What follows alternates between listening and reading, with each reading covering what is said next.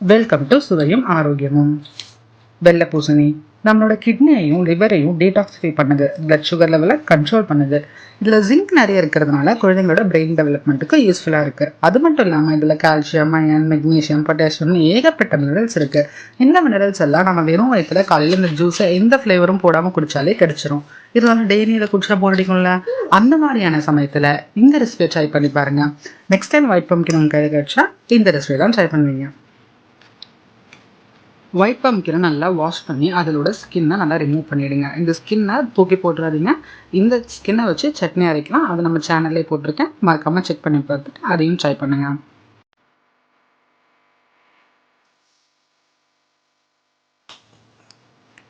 இப்போ ஒயிட் பம்ப்கினை நல்லா துருவிடுங்க. இந்த வேலை தான் கொஞ்சம் கஷ்டமான வேலை. வீட்டில் ஹஸ்பண்ட் இருந்தாருன்னா அவர் தலையில் இந்த வேலையை கட்டிடுங்க. நல்லா துருவிட்டு கொஞ்சமாக உப்பு போட்டு அதை 10 நிமிஷம் ரெஸ்ட்டில் விட்டுறலாம். அதை டிஸ்டர்ப் பண்ண வேணாம். அது ரெஸ்ட் எடுத்துகிட்டு இருக்கிற சமயத்தில் இப்போ உருண்டைக்கு தேவையான பொருட்கள்லாம் எடுத்து வச்சுக்கலாம். கடலமாவு 4 டேபிள் ஸ்பூன், அரிசி மாவு 2 டேபிள் ஸ்பூன், பச்சை மிளகா, இஞ்சி, சீரகம்.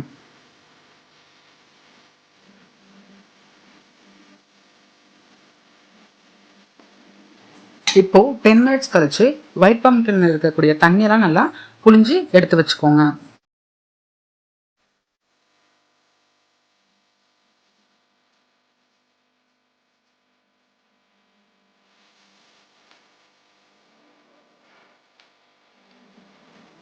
புளிஞ்சு வச்ச தண்ணியை வேஸ்ட் பண்ண வேணாம், குடிச்சிடலாம் அதை. இப்போ நம்ம புளிஞ்சு வச்ச பூசணிக்காயில் இப்போ எடுத்து வச்ச இன்க்ரீடியன்ட்லாம் 1 பை 1 போட்டு நல்லா மிக்ஸ் பண்ணிடுங்க.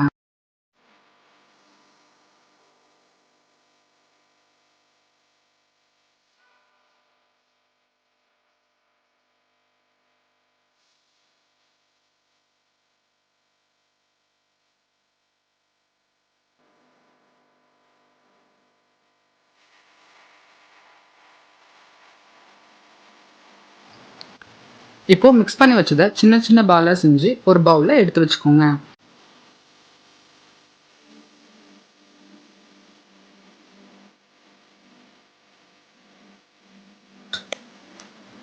இப்போ உருட்டி வச்ச பால் எல்லாம் ஒரு இட்லி பாத்திரத்தில் ஒரு 10 நிமிஷத்துக்கு வேக வச்சிருங்க.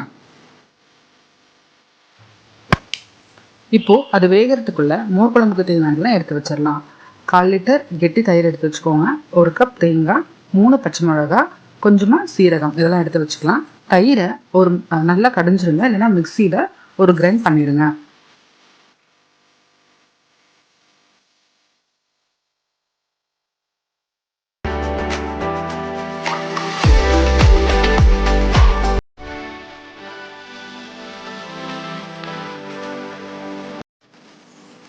இப்போ மிக்சியில் தேங்காய், பச்சை மிளகாய், சீரகம் இதெல்லாம் கொஞ்சமாக தண்ணி ஊற்றி பேஸ்ட் மாதிரி அரைச்சி எடுத்துக்கோங்க.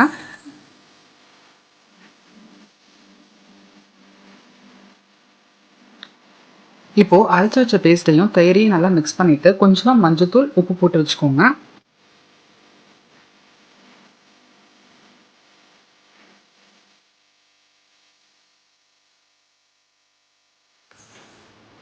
இப்போ 10 மினிட்ஸ் கழிச்சு வெந்த உருண்டையெல்லாம் ஒரு பவுல்ல எடுத்து வச்சுக்கோங்க.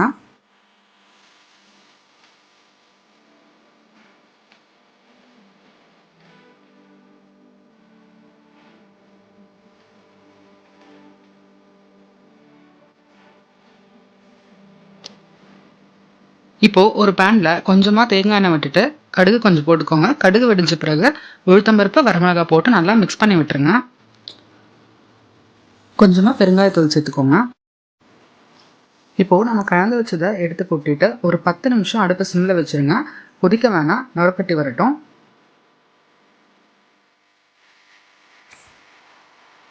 நுரக்கட்டி வந்த பிறகு நம்ம வேக வச்ச பாலை 1 பை 1 உள்ள போட்டுருங்க.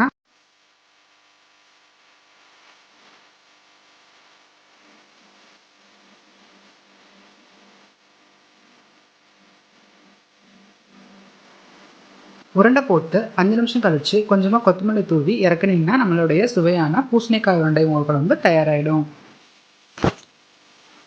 இந்த குழம்பை காலையில் செஞ்சுட்டு மத்தியானம் சாப்பிட்டு பார்த்தீங்கன்னா அந்த உருண்டை குழம்புலேயே ஊறுறதுனால அதோட டேஸ்ட் வந்து இன்னுமே ஜாஸ்தியாக இருக்கும். கண்டிப்பாக மறக்காமல் இந்த ரெசிபியை ட்ரை பண்ணி பாருங்கள். சுவையாக சாப்பிடுங்க, ஹெல்த்தியாக சாப்பிடுங்க, ஆரோக்கியமாக இருங்க. இந்த வீடியோ பிடிச்சிருந்தீங்கன்னா மறக்காமல் லைக், ஷேர், கமெண்ட் பண்ணிடுங்க.